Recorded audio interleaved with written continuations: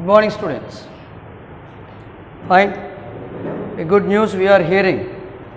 The government is going to accept for 9th, 10th and intermediates to allow the schools. Okay. So, how much it is true, we will see it later. Let's continue our exercise 8.3. The third question is DEF are midpoints of the sides BC, CA, AB of triangle ABC. So, first of all you need to take a triangle ABC, okay, where you have D, E and F as the midpoints. Observe here, this is D midpoint, this is E midpoint and this is F midpoint of the sides BC, CA and AB. Find the ratio of the areas of triangle DEF and triangle ABC. So, we need to have a triangle here DEF. So, we need to find the ratio of areas of the triangle DEF and the other triangle ABC. So, first of all we must understand what is the relation between them. Okay. So, let us write given ABC is a triangle, DEF or midpoints of sides of sides BC line segment, CA line segment and AB line segment.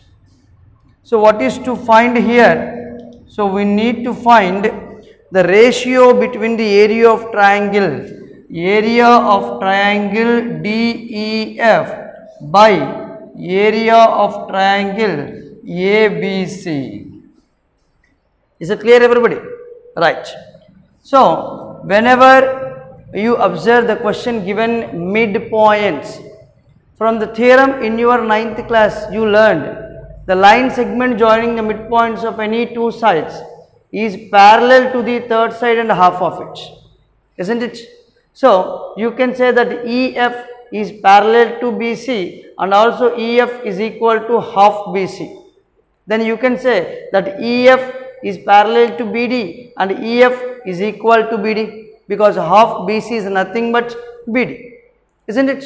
So, if one pair of opposite sides are parallel and equal, then you call that one as a what do you call that one? Very good, parallelogram. You call that one as a parallelogram. Okay, let us come here. We know that by midpoint theorem, okay, EF line segment parallel to BC line segment and EF is equal to half BC. EF is parallel to BC and EF is also half BC.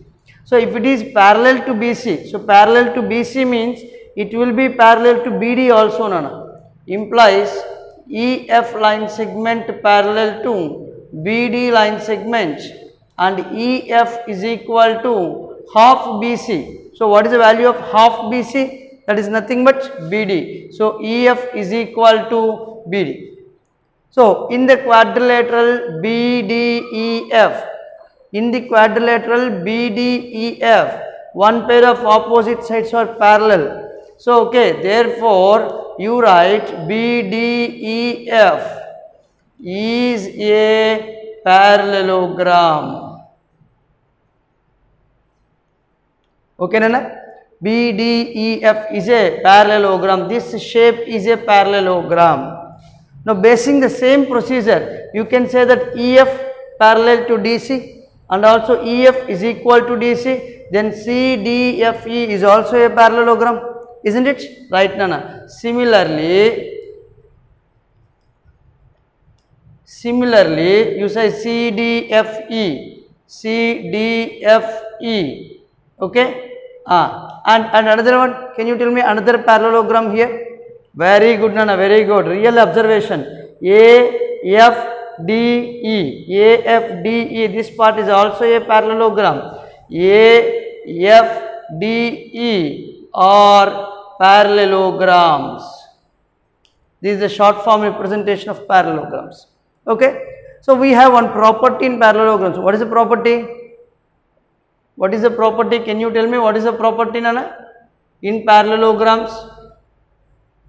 Yes, very good. In a parallelogram, opposite angles are equal. Opposite angles are equal. See, if I take this parallelogram, I can say that angle E is equal to angle B. Here I can say angle C is equal to angle F. Here we can say that angle D is equal to angle F. From the three parallelograms, you have three angles. Okay. Also, opposite angles in a parallelogram are equal.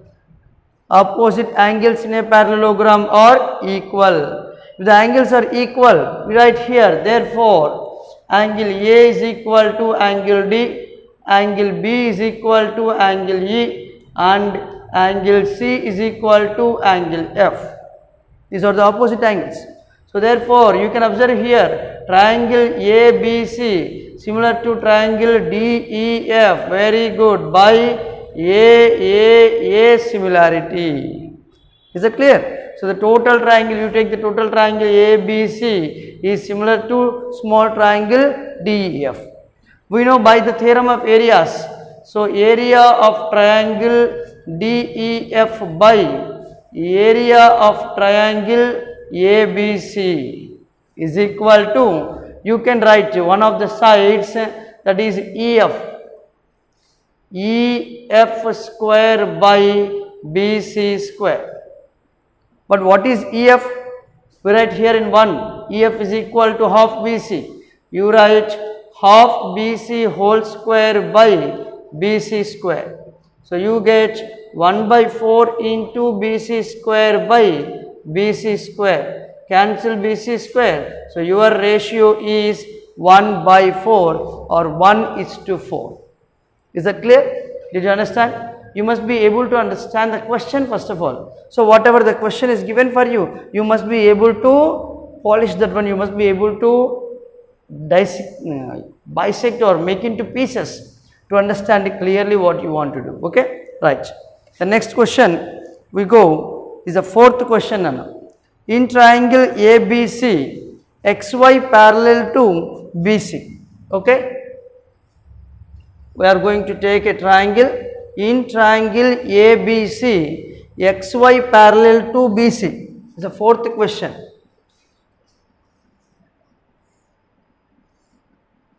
In triangle ABC, XY is parallel to BC, and XY divides the triangle into two parts of equal area.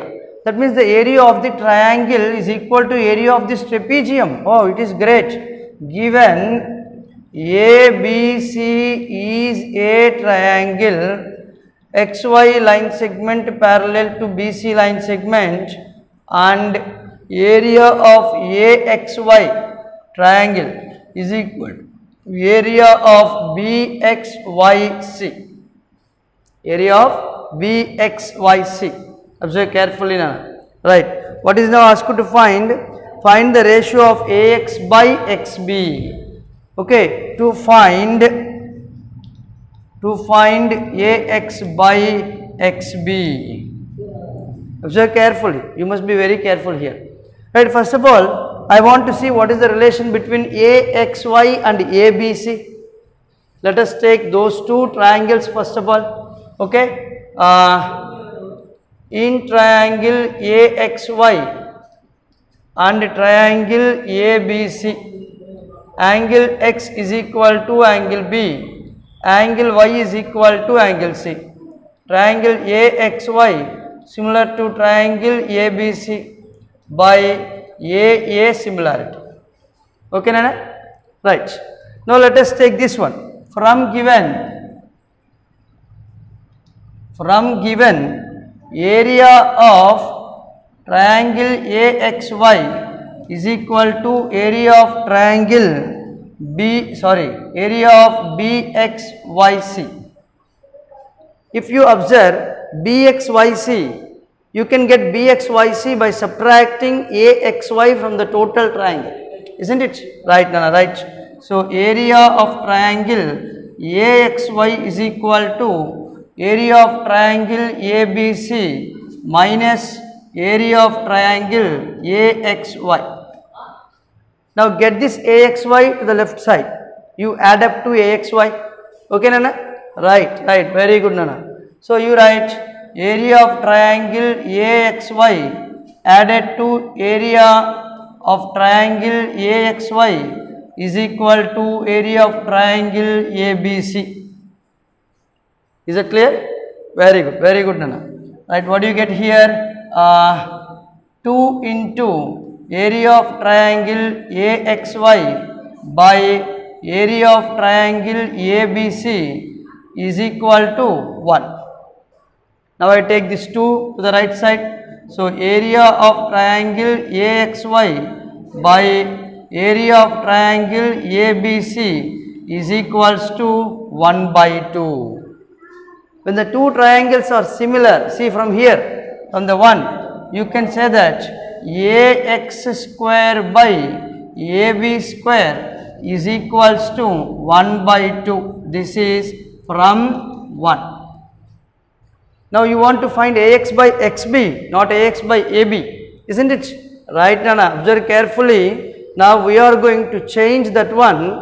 Okay, AX by AB is equals to 1 by root 2, or you can take the root totally, root of 1 by 2. Now I invertendo this one. AB by AX is equal to root 2 by 1. This is called invertendo.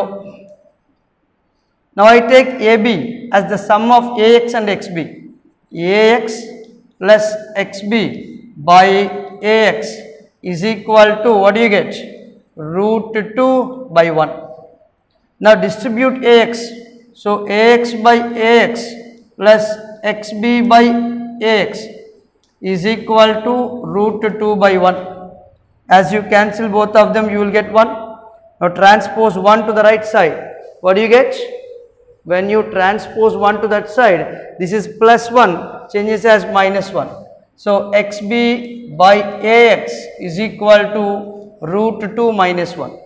We need to find AX by XB. Again invertendo, AX by XB is equal to 1 by root 2 minus 1 by invertendo. Okay guys? Did you understand? Practice these two questions. This exercise is most important. Bye.